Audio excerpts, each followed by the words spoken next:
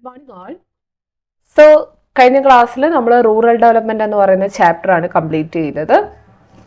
So ഇപ്പോൾ നമുക്ക് rural ഡെവലപ്മെന്റിന്റെ കുറച്ച് റിവിഷൻ, അതായത് നേരത്തെ ചോദിച്ചിട്ടുള്ള കുറച്ച് ക്വസ്റ്റ്യൻസ്, അപ്പോൾ ഔട്ട് ഓഫ് സിലബസ് ആയിട്ടുള്ള കുറച്ച് കാര്യങ്ങൾ കൂടെ നമ്മൾ ഇതിനകത്ത് ആഡ് ചെയ്യും. ഓക്കെ, അപ്പോൾ അതൊക്കെ ഒന്ന് നോക്കി വെച്ചിരിക്കുക. സോ ഫസ്റ്റ് 1 മാർക്ക് ക്വസ്റ്റ്യൻസ് ആണ്. ക്വസ്റ്റ്യൻ നമ്പർ 1 ഇതാണ്, റൂറൽ ഡെവലപ്മെന്റ്സ് ഇൻക്ലൂഡ്. അപ്പം നമ്മൾ റൂറൽ ഡെവലപ്മെന്റ് എന്താണെന്ന് പഠിച്ചു. അപ്പം അതിനകത്ത് വരുന്നത് ഒരു ഒബ്ജക്റ്റീവ് ടൈപ്പ് ക്വസ്റ്റ്യൻ ആയിട്ട് ചോദിച്ചിരിക്കുകയാണ്. എഡ്യൂക്കേഷൻ ആൻഡ് സ്കിൽ ഡെവലപ്മെന്റ് അല്ലേ, അത് വരും. ലാൻഡ് റിഫോംസ്, അത് നമ്മൾ പഠിച്ചതാണ്, വരും. മെഷേഴ്സ് ഫോർ അലിവിയേഷൻ ഓഫ് പോവർട്ടിയും വരും. അപ്പം ഓൾ ഓഫ് ദ എബോവ് ആണ് ഇവിടുത്തെ ആൻസർ ആയിട്ട് വരുന്നത് അല്ലെ. ഇത് മുകളിൽ പറഞ്ഞിരിക്കുന്ന 3 എണ്ണവും അവിടെ വരും.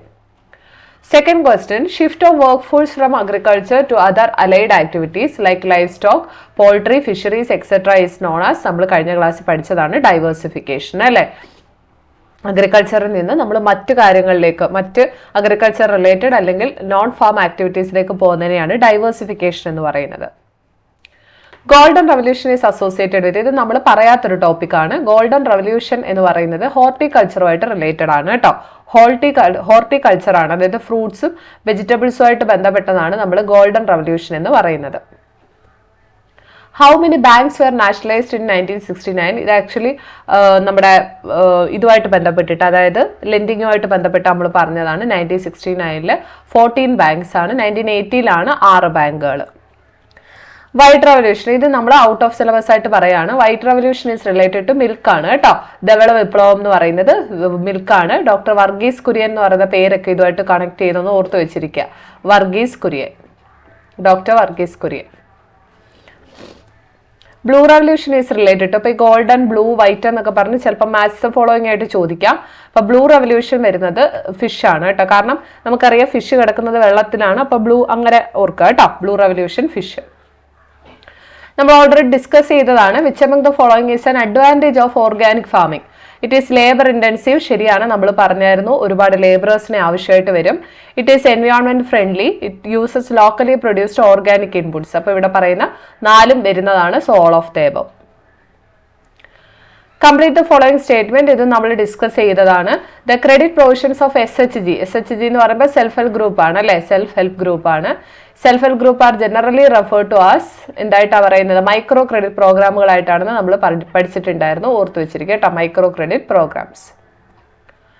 അടുത്തത് ഒരു ഒപ്പീനിയനേറ്റഡ് ക്വസ്റ്റ്യൻ ആണ്. Regulated market yards benefit farmers as well as consumers. Do you agree with this statement? അപ്പൊ എഗ്രി ആണോ അല്ലയോ എന്ന് മാത്രം പറഞ്ഞാൽ മതി. യെസ് ആണ് ആൻസർ ആയിട്ട് വരുന്നത് കേട്ടോ. യെസ്. വാട്ട് ഈസ് തൻവ? ഇത് നമ്മൾ പറയാത്ത കാര്യമാണ്. തൻവ എന്ന് പറഞ്ഞാൽ തമിഴ്നാട് വിമൻ ഇൻ അഗ്രികൾച്ചർ എന്നുള്ളതാണ്. ഇത് CBSE എക്സാമിനൊക്കെ ചോദിച്ചതാണ്. Tamil Nadu women in agriculture. അപ്പൊ ഇത് തമിഴ്നാട് കൊണ്ടുവന്നിട്ടുള്ള ഒരു പ്രോജക്റ്റ് ആയിരുന്നു, തമിഴ്നാട് ഗവൺമെന്റ് കൊണ്ടുവന്നതാണ്. എന്തിനാന്ന് വെച്ചാലേ വിമനെ അഗ്രികൾച്ചർ ടെക്നിക്സ് ഒക്കെ പഠിപ്പിക്കാൻ വേണ്ടിയിട്ട് തമിഴ്നാട് കൊണ്ടുവന്ന ഒരു സ്കീമാണ് Tanwar, Tamil Nadu women in agriculture. അപ്പൊ അതുവഴി അഗ്രികൾച്ചർ പ്രൊഡക്ടിവിറ്റി കൂട്ടാനായിട്ട് പറ്റും, ഫാമിലി ഇൻകം കൂട്ടാനായിട്ട് പറ്റും. പിന്നെ അഗ്രികൾച്ചർ റിലേറ്റഡ് മാത്രമല്ല, അതല്ലാതുള്ള ഇപ്പം സോപ്പ് മേക്കിംഗ്, ഡോൾ മേക്കിംഗ് പോലത്തുള്ള കാര്യങ്ങളൊക്കെ ഇവരെ പഠിപ്പിച്ചിട്ടുണ്ട്. അപ്പൊ അതാണ് തൻവ എന്ന് പറയുന്നത് കേട്ടോ, ഓർത്ത് വെച്ചിരിക്കുക. തൻവ, Tamil Nadu women in agriculture. Name few horticultural crops. Horticulture എന്ന് പറയുമ്പോൾ തന്നെ ഫ്രൂട്ട്സ്, വെജിറ്റബിൾസ്, പിന്നെ മെഡിസിനൽ പ്ലാന്റ്സും കൂടെ ഓർത്തിരിക്കുക കേട്ടോ, മെഡിസിനൽ പ്ലാന്റ്സ്. അടുത്ത 3 മാർക്ക് ക്വസ്റ്റ്യൻസ് ആണ്. Complete the following. Percentage of population living in the rural area. Rural ഏരിയയിൽ താമസിക്കുന്ന പോപ്പുലേഷൻ നമ്മളത് ഡയറക്ട്ലി പറഞ്ഞില്ല എങ്കിൽ പോലും ഇത് 75% ആണ്. 75% ആൾക്കാരും താമസിക്കുന്ന റൂറൽ ഏരിയയിലാണ്. NABARD is open bank providing credit to sector. Agriculture sector ആണ് അല്ലെ, അഗ്രികൾച്ചർ സെക്ടറിനാണ് കൊടുക്കുന്നത്. നബാർഡ് എന്ന് പറയുന്നത് തന്നെ national bank for agricultural and rural development ആണ്, നമ്മൾ പഠിച്ചു.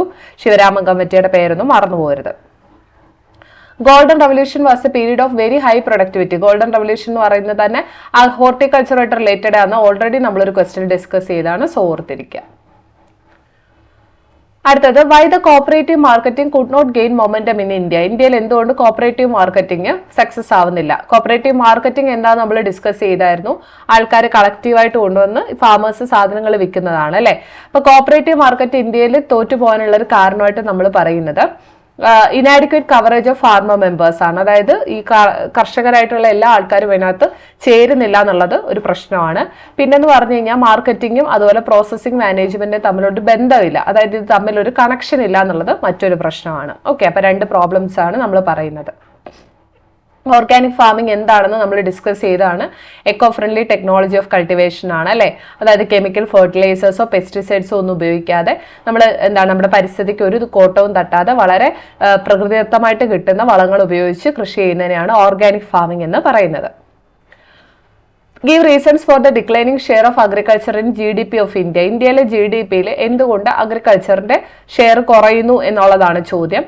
അപ്പം ഗ്രോത്ത് റേറ്റ് ഓഫ് അഗ്രികൾച്ചർ എന്ന് പറഞ്ഞു കഴിഞ്ഞാൽ 2.3, അതായത് 1990 തൊട്ട് 2.3 ആയിട്ട് ഇങ്ങനെ കുറഞ്ഞു വരികയാണ് അല്ലെ.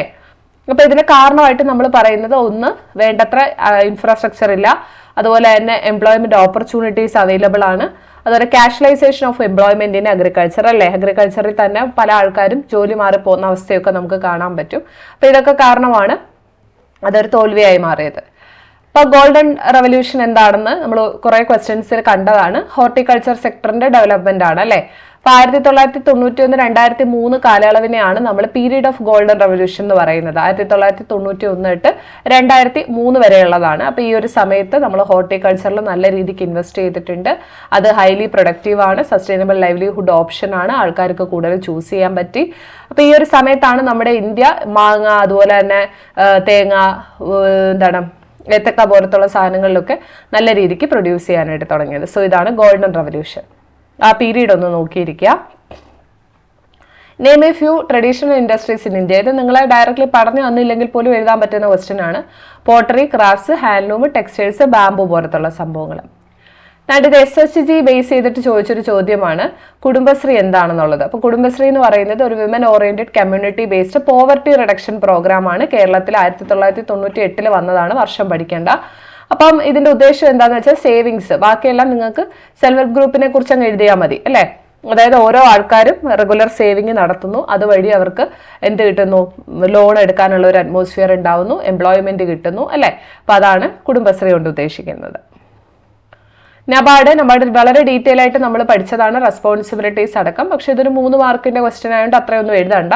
ഇപ്പൊ national bank four agriculture and rural development ആണ്. 1981 ഗവൺമെന്റ് ആക്ട് വഴി വന്നു, 82 എസ്റ്റാബ്ലിഷ് ആയി എന്നൊക്കെയുള്ള കാര്യം നമ്മൾ പഠിച്ചതാണ്. ഓക്കെ, അപ്പം അഗ്രികൾച്ചർ ഇവര് ഡയറക്റ്റ് ആയിട്ട് ആൾക്കാർക്ക് കടം കൊടുക്കുന്നുണ്ടോ? ഇല്ല, റീഫിനാൻസ് ആണ് അല്ലെ. റീഫിനാൻസ് ആണെന്നുള്ള കാര്യം ഓർത്ത് വെച്ചിരിക്കുക.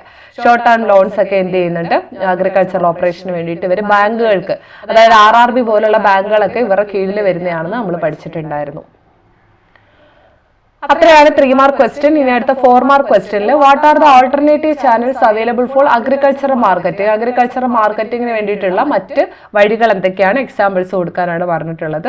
കോപ്പറേറ്റീവ് ക്രെഡിറ്റ് സൊസൈറ്റികൾ, RBI, RRB, അതുപോലെ കൊമേഴ്ഷ്യൽ ബാങ്കുകൾ, നബാർഡ്, സെൽഫ് ഹെൽപ്പ് ഗ്രൂപ്പുകളൊക്കെ വഴി നമുക്ക് അഗ്രികൾച്ചർ മാർക്കറ്റിംഗ് പോസിബിൾ ആക്കാം. Critically appraise rural banking operations in the light of recent farmer suicides in India. ഇന്ത്യയിൽ ഫാമർ സൂസൈഡ് ഭയങ്കര കൂടുതലാണ്. അപ്പൊ അതിന് റൂറൽ ബാങ്കിങ് എങ്ങനെ ഹെൽപ്പ് ചെയ്യുന്നു, അതിന്റെ പോസിറ്റീവ് എന്താണ്, നെഗറ്റീവ് എന്താണെന്നുള്ളതാണ് ചോദിച്ചിട്ടുള്ളത്. അപ്പൊ റൂറൽ ബാങ്കിന് പോസിറ്റീവ് ഇഫക്റ്റ് ഉണ്ട്. കാരണം എന്താണെന്ന് വെച്ച് കഴിഞ്ഞാൽ അത് ഇൻകം എംപ്ലോയ്മെന്റിലൊക്കെ അതിന് പോസിറ്റീവായിട്ടുള്ള ഇഫക്റ്റീവ് ഉണ്ട് അല്ലെ. കാരണം ഫാമേഴ്സിന് ഒരുപാട് തരത്തിലുള്ള ലോണുകളും സംഭവങ്ങളും ഒക്കെ ഇതുവഴി കിട്ടുന്നുണ്ട്. അപ്പൊ അതുവഴി ഭക്ഷ്യസുരക്ഷയൊക്കെ ഉറപ്പാക്കാനായിട്ട് നമുക്ക് സാധിക്കുന്നുണ്ട്. എങ്കിൽ പോലും ഈ ഫാമേഴ്സിന്റെ എല്ലാവർക്കും ലോൺ കിട്ടുന്നുണ്ടോ എന്ന് ചോദിച്ചാൽ അതൊരു ചോദ്യചിഹ്നമാണ് അല്ലെ.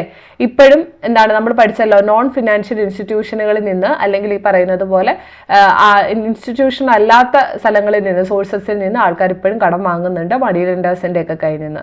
അപ്പൊ അത് ഈ പറയുന്ന പോലെ ലോണ് കടമെടുക്കുന്നത് കൂടാനും അത് ആൾക്കാരെ മോശമായിട്ട്, അല്ലെങ്കിൽ അവർക്കത് മരണത്തിലേക്കൊക്കെ, ഈ പറയുന്ന പോലെ ആത്മഹത്യയിലേക്കൊക്കെ നയിക്കുകയാണ്. Mention some obstacles that hinder the mechanism of agriculture market. അപ്പൊ അഗ്രികൾച്ചർ മാർക്കറ്റിന്റെ ഡിസഡ്വാൻറ്റേജസ് നമ്മൾ പഠിച്ചതാണ് അല്ലെ. പല പ്രശ്നങ്ങളുണ്ട്. ഒന്നെന്ന് പറഞ്ഞാൽ തൂക്കത്തിൽ വരുന്ന പ്രശ്നങ്ങൾ, മാനിപ്പുലേഷൻ, അക്കൗണ്ടിൽ വരുന്ന തെറ്റുകൾ, അതുപോലെ തന്നെ കുറഞ്ഞ വിലയ്ക്ക് വിൽക്കേണ്ടി വരുന്നത്, പിന്നെ സ്റ്റോറേജ് ഫെസിലിറ്റീസിന്റെ കാര്യം, ഇൻഫ്രാസ്ട്രക്ചറിന്റെ കാര്യമൊക്കെ നമ്മൾ ഡിസ്കസ് ചെയ്തതാണ്. കോപ്പറേറ്റീവുകൾ തുടങ്ങുന്നില്ല, ഫിനാൻഷ്യൽ മാനേജ്മെന്റ് കറക്റ്റായിട്ട് നടക്കുന്നില്ല. അപ്പൊ അതൊക്കെ നമുക്ക് അവിടെ പറഞ്ഞ കാര്യങ്ങളും പറയാം. അടുത്തത് ട്രൂ ഓർ ഫോൾസ് ആണ്. Organic food has higher nutritional value compared to non organic food. ഇത് ശരിയാണ് അല്ലെ, നമ്മൾ പഠിച്ചതാണ്. അടുത്ത 10 commercial banks are nationalised in 1969. 10 അല്ല, എത്രയാണ്? 14 അല്ലെ, 14. Golden revolution happened in fisheries. ഫിഷറീസിൽ ബ്ലൂ റവല്യൂഷൻ ആണ് നമ്മൾ പഠിച്ചു. ഗോൾഡൻ റവല്യൂഷൻ നടന്നത് എവിടെയാണ്? ഹോർട്ടിക്കൾച്ചറിലാണ്. SHG എന്ന് പറഞ്ഞാൽ സോഷ്യൽ ഹെൽത്ത് ഗ്രൂപ്പ്സ് അല്ല, എന്താണ്? സെൽഫ് ഹെൽപ്പ് ഗ്രൂപ്പുകളാണ്. Use of chemical fertilisers lead to pollution. അത് ശരിയാണ്. അപ്പൊ ഇവിടെ 3 തെറ്റും ബാക്കി 2 ശരിയുമാണ്. Organic farming and sustainable development are closely related to each other. ഇത് നമ്മൾ ഡിസ്കസ് ചെയ്തതാണ്. അതായത് awareness of the harmful effect of chemical based പെസ്റ്റിസൈഡ്സും ഫെർട്ടിലൈസേഴ്സും എന്ന് പറഞ്ഞു കഴിഞ്ഞാൽ നമുക്ക് അവയർനെസ് കൂടി വരികയാണ്. അതായത് പഴയ അഗ്രികൾച്ചറിൽ നമ്മൾ കൂടുതൽ ഡിപ്പെൻഡ് ചെയ്തുകൊണ്ടിരുന്നത് കെമിക്കൽ ഫെർട്ടിലൈസേഴ്സ് ആണ് അല്ലേ. ഇപ്പം നമ്മളത് മാറി കൂടുതലും ഈ പറയുന്ന പോലെ അല്ലാത്തുള്ള രീതിയിലേക്കൊക്കെ വരുന്നുണ്ട്. എങ്കിൽ പോലും ഈ കെമിക്കൽ ഫെർട്ടിലൈസേഴ്സ് ഒക്കെ നമ്മുടെ അഗ്രികൾച്ചറിനെ വളരെ മോശമായിട്ടാണ് ബാധിച്ചിട്ടുള്ളത്. അപ്പോൾ അതുകൊണ്ട് തന്നെ എക്കോ ഫ്രണ്ട്ലി ആയിട്ടുള്ള അഗ്രികൾച്ചർ തുടങ്ങാൻ വേണ്ടി നമ്മൾ ശ്രമിക്കാറുണ്ട്. അപ്പം ഓർഗാനിക് ഫാമിംഗ് എന്താണെന്നുള്ള കാര്യമൊക്കെ നിങ്ങൾക്ക് എഴുതാം അല്ലേ. ഇപ്പൊ ലോകത്തുടനീളം നമുക്ക് ഈ ഫുഡ് സെക്യൂരിറ്റി ഉറപ്പുവരുത്താൻ വേണ്ടിയിട്ട് ഓർഗാനിക്കലി ഉണ്ടാക്കിയ സാധനങ്ങൾക്ക് നല്ല വാല്യൂ ഉണ്ടാവുന്നുണ്ട്. സോ സസ്റ്റൈനബിൾ ഡെവലപ്മെന്റും ഓർഗാനിക് ഫാമിങ്ങും നമുക്ക് എടുത്തെടുത്ത് പറയാം. കാരണം സസ്റ്റൈനബിൾ ഡെവലപ്മെന്റ് കൊണ്ട് ഉദ്ദേശിക്കുന്നത് എക്കോ ഫ്രണ്ട്ലി ആയിട്ടുള്ള ഒരു ഇത് തന്നെയാണ് അല്ലേ. എക്കോ ഫ്രണ്ട്ലി ആയിട്ട് ഒരു കാര്യത്തെ അപ്രോച്ച് ചെയ്യുക എന്നുള്ളത് തന്നെയാണ് സസ്റ്റൈനബിൾ ഡെവലപ്മെന്റും ഓർഗാനിക് ഫാമിങ്ങും ഉദ്ദേശിക്കുന്നത്. ഇത് നമ്മൾ ഡിസ്കസ് ചെയ്തതാണ് benefits and limitations of organic farming. അപ്പോൾ ബെനിഫിറ്റ്സ് എന്തൊക്കെയായിരുന്നു? നമുക്ക് കോസ്റ്റ്ലി അല്ലെ, കോസ്റ്റ് ഫ്രണ്ട്ലി ആണെന്നുള്ള കാര്യം ഞാൻ ഓൾറെഡി പറഞ്ഞായിരുന്നു. പിന്നെ നമുക്ക് ഇൻകം അല്ലെ, അതായത് എക്സ്പോർട്ടൊക്കെ നടത്തി നമുക്ക് ഇൻകം കൂട്ടാനായിട്ട് പറ്റും. നല്ല ന്യൂട്രീഷ്യസ് ആണെന്നുള്ള കാര്യം പറഞ്ഞു. അതുപോലെ കൂടുതൽ ലേബേഴ്സിന് ആവശ്യമായതുകൊണ്ട് കൂടുതൽ ആൾക്കാർക്ക് ജോലി കൊടുക്കാനായിട്ട് പറ്റും. പിന്നെ എൻവയോൺമെന്റ് ഫ്രണ്ട്ലി ആണ്. പിന്നെ ഈ പറഞ്ഞിരിക്കുന്നത് സസ്റ്റൈനബിൾ ഡെവലപ്മെന്റിന് വേണ്ടിയിട്ട് സഹായിക്കുന്നു. അപ്പോൾ ഇതെല്ലാം നമുക്ക് അതിന്റെ ഗുണങ്ങളായിട്ട് പറയാം. ദോഷങ്ങൾ പറയുമ്പോഴാണ് ഇതിനെക്കുറിച്ച് ആൾക്കാർക്ക് കൂടുതൽ അവയർനെസ് ആവശ്യമാണ്. കറക്റ്റായിട്ടുള്ള ഇൻഫ്രാസ്ട്രക്ചറോ അല്ലെങ്കിൽ മാർക്കറ്റിന്റെ പ്രശ്നങ്ങളോ ഒക്കെ ഇപ്പോഴും നിലനിൽക്കുന്നുണ്ട് അല്ലേ. പിന്നെ ഈ പറയുന്നത് പോലെ ഈൽഡ് എന്ന് പറയുന്നത് കമ്പാരിറ്റീവ്ലി കുറവാണ്. അതുകൊണ്ട് തന്നെ ചെറുകിട കർഷകരൊന്നും ഇപ്പോഴും ഓർഗാനിക് ഫാമിംഗ് എടുക്കാറില്ല. അപ്പം ഈ പറയുന്നത് പോലെ ഷെൽഫ് ലൈഫിന്റെ പ്രശ്നം വരാറുണ്ട് അല്ലേ. അതായത് ഇപ്പോൾ സ്റ്റോറേജിന്റെ ഇഷ്യൂസ് വരാറുണ്ട്. നമുക്ക് ഈ ഓർഗാനിക് ഫാമിങ്ങിന്റെ സാധനങ്ങൾ കൂടുതൽ നാൾ സ്റ്റോർ ചെയ്യാനായിട്ട് പറ്റത്തില്ല. അപ്പോൾ അതൊരു പ്രശ്നമാണ്. അപ്പോൾ അവിടെ നമുക്ക് ഗുണവും ദോഷവും ഞാൻ നോട്ടി തന്നിട്ടുണ്ട്. അടുത്തത് importance of agriculture diversification promoting rural sector. അപ്പോൾ ആദ്യം നിങ്ങൾ അഗ്രികൾച്ചർ ഡൈവേഴ്സിഫിക്കേഷൻ എന്താണെന്ന് എഴുതുക. അപ്പം അഗ്രികൾച്ചർ ഡൈവേഴ്സിഫിക്കേഷൻ എന്ന് പറഞ്ഞു കഴിഞ്ഞാൽ നമ്മൾ കൃഷിയിൽ മാത്രം കോൺസെൻട്രേറ്റ് ചെയ്യാതെ നോൺ ഫാമിംഗ് എംപ്ലോയ്മെന്റിൽ കൂടെ പോവുകയാണ്. അപ്പം അതുവഴി നമുക്ക് കൂടുതൽ ഇൻകം കിട്ടും അല്ലേ. അപ്പോൾ അതിൻ്റെ ഒരു ഗുണമാണ്. അതുപോലെ കൂടുതൽ ആൾക്കാർക്ക് ജോലി കിട്ടും എന്നുള്ള ഗുണം. ഓക്കെ. അപ്പോൾ ഇവിടെ എന്ന് പറഞ്ഞാൽ മെജോറിറ്റി ഓഫ് സ്മോൾ അതുപോലെ മാർജിനൽ ഫാമേഴ്സ് ഈ ലോ വാല്യൂ സബ്സിസ്റ്റൻസ് ക്രോപ്പുകളാണ് അവർ കൃഷി ചെയ്യാറുള്ളത്.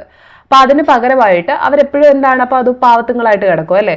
പക്ഷെ അതിന് പകരമായിട്ട് ഗ്ലോബൽ മാർക്കറ്റിൽ എന്താണോ ആവശ്യം, ഇപ്പം നിങ്ങൾ ഈ ഡ്രാഗൺ ഫ്രൂട്ട് എന്ന് പറയുന്ന ഒരു സാധനം കണ്ടിട്ടില്ലേ, കമല എന്നൊക്കെ പറഞ്ഞ് നമ്മൾ കളിയാക്കുന്ന അല്ലേ ഡ്രാഗൺ ഫ്രൂട്ട്. ഈ ഡ്രാഗൺ ഫ്രൂട്ട് എന്ന് പറയുന്ന സാധനം കേരളത്തിൽ ഇപ്പോൾ ഉടനീളം കർഷകർ കൃഷി ചെയ്യുന്നുണ്ട്. അപ്പം അതിൻ്റെ ഉദ്ദേശം എന്ന് പറഞ്ഞാൽ അവർക്ക് കയറ്റി അയക്കാം. അതുപോലെ തന്നെ നമ്മുടെ നാട്ടിലും അതിന് അത്യാവശ്യം ഡിമാൻഡ് വരുന്നുണ്ട്. അപ്പം അങ്ങനെ അഗ്രികൾച്ചറിൽ തന്നെ ഈ എക്സോട്ടിക് ഫ്രൂട്ട്സ് ഒക്കെ ഉണ്ടല്ലോ, നമ്മുടെ നാട്ടിൽ കിട്ടാത്ത പുറത്തുനിന്ന് വന്നിട്ടുള്ള ഫ്രൂട്ട്സുകളൊക്കെ കൃഷി ചെയ്യുന്ന ഒരു രീതി നല്ലതാണ്. ഓക്കെ. അപ്പോൾ അതുവഴി ആൾക്കാർക്ക് അവരുടെ ഫ്രൂട്ട്സ്, വെജിറ്റബിൾസ്, മിൽക്ക് പ്രോഡക്ട്സ് അങ്ങനത്തുള്ള മറ്റു കാര്യങ്ങൾ കൂടെ ഡെവലപ്പ് ചെയ്യാനും അതുവഴി അവർക്ക് ഇൻകം കിട്ടുകയും ചെയ്യും. അടുത്ത question, rural development focuses on actions for the development of the areas that are lagging behind in the overall development of the village economy. Point out the areas of rural development. Rural development എന്താണെന്നുള്ള കാര്യം നമ്മൾ ആദ്യം തന്നെ പറയുക. ഇപ്പോൾ rural development socio economic development അത്രയ്ക്ക് അങ്ങോട്ട് ഉണ്ടാവുന്നില്ല അല്ലേ. അപ്പം അതിനകത്ത് എന്തൊക്കെയായിരുന്നു വരുന്നത്? ലിറ്ററസി വരും, ഹെൽത്ത് വരും, അതുപോലെ നമ്മൾ ലാൻഡ് റിഫോംസിന്റെ കാര്യം പറഞ്ഞു, ഇൻഫ്രാസ്ട്രക്ചറിന്റെ കാര്യം പറഞ്ഞു അല്ലേ, പോവർട്ടി അലിവേഷനുമായിട്ട് ബന്ധപ്പെട്ടുള്ള കാര്യങ്ങൾ. അപ്പോൾ അതൊക്കെ ഡീറ്റെയിൽ ആയിട്ട് എഴുതിയാൽ മതി. അടുത്തത് explain some measures taken by the government to improve agriculture marketing. എന്തൊക്കെയായിരുന്നു ഗവൺമെന്റ് എന്തൊക്കെയാണ് ചെയ്യുന്നതെന്ന് നമ്മൾ പഠിച്ചത്. അതായത് ഗവൺമെന്റ് മെയിനായിട്ട് സ്റ്റോറേജ് കൊടുക്കും, ട്രാൻസ്പോർട്ടേഷൻ ഫെസിലിറ്റീസ് കൊടുക്കും, ഇടനിലക്കാരെ ഒഴിവാക്കും അല്ലേ. അതുപോലെ തന്നെ ഇൻഫർമേഷൻ, മാർക്കറ്റിനെ കുറിച്ചുള്ള ഇൻഫർമേഷൻ കൊടുക്കും എന്നുള്ള കാര്യമൊക്കെ നമ്മൾ പറഞ്ഞു. അപ്പോൾ കോപ്പറേറ്റീവ് അഗ്രികൾച്ചർ മാർക്കറ്റിംഗ് സൊസൈറ്റികൾ, റെഗുലേറ്റഡ് മാർക്കറ്റുകൾ, അപ്പോൾ ഇതെല്ലാം അവരുടെ ഭാഗമായിട്ട് മണ്ടീസിൻ്റെ ഒക്കെ കാര്യം നമ്മൾ പറഞ്ഞത് ഓർമ്മയുണ്ടെന്ന് വിചാരിക്കുന്നു. അപ്പോൾ ഇതെല്ലാം ഗവൺമെന്റ് ചെയ്യുന്ന കാര്യങ്ങളാണ്. പിന്നെ ഗ്രേഡിങ്, പിന്നെ വേണ്ട വെയർ ഹൗസിംഗ് ഫെസിലിറ്റീസ് സംഭവങ്ങൾ, മിനിമം സപ്പോർട്ട് പ്രൈസ്, ഇതെല്ലാം നമുക്കവിടെ പറയാം.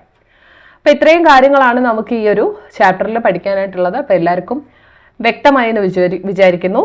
അപ്പം എന്തെങ്കിലും ക്വസ്റ്റ്യൻസ് മനസ്സിലായിട്ടില്ല അല്ലെങ്കിൽ കിട്ടുന്നില്ല എന്നുണ്ടെങ്കിൽ ഒന്നും കൂടെ നോട്ട്സ് ഒക്കെ എടുത്ത് നന്നായിട്ട് പഠിക്കുക കേട്ടോ. അപ്പം താങ്ക് യു.